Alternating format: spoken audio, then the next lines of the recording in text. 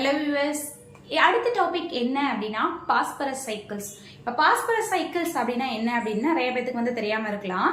என்ன பாஸ்பரஸ் வந்து எங்கேருந்தெல்லாம் நம்மளுக்கு கிடைக்குது, எதுலேருந்தெல்லாம் நம்ம எடுத்துக்கிறோம் அப்படின்னா, பாஸ்பரஸை பொறுத்த வரைக்கும் பாறைகள்லையும் அதிகப்படியான கடல் படிவுகள்லையும் அந்த மேலே வந்து இந்த மிதக்கிற மாதிரி ஒரு ஸ்டேஜஸ் வந்து கடலோர இதில் வந்து இதாகும். அது எல்லாத்தையுமே வந்து நம்ம மைனூட்டாக அப்சர்வ் பண்ணியிருந்தா தெரியும். அந்த இது மூலியமாகவும் பிளஸ் அதிகப்படியான பாஸ்பரஸ் எதில் ப்ரெசென்ட் ஆயிருக்கு அப்படின்னா, பறவைகளோட எச்சம் இருக்கு தெரியுமா, அந்த பறவைகளோட எச்சம்ல தான் வந்து அதிகப்படியான பாஸ்பரஸ் வந்து ப்ரெசென்ட் ஆயிருக்கு.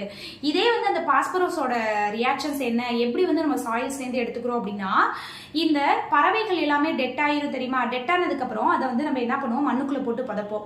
அது வந்து என்ன ஆகும் அப்படின்னா, டீகம்போஸ் ஆகும்போது அதோட இதுல எச்சத்துலேருந்து இதாகிறது எல்லாமே பாஸ்பரஸ் வந்து மண்ணை அப்சர்வ் பண்ணி திருப்பி என்ன பண்ணும் அப்படின்னா, எவாப்ரேட் பண்றது மூலியமா அந்த பாஸ்பரஸ் வந்து சைக்கிள்ஸ் வந்து அடுத்தடுத்த ஸ்டெப்புக்கு வந்து மூவிங் ஆகுது அப்படின்னு சொல்றாங்க.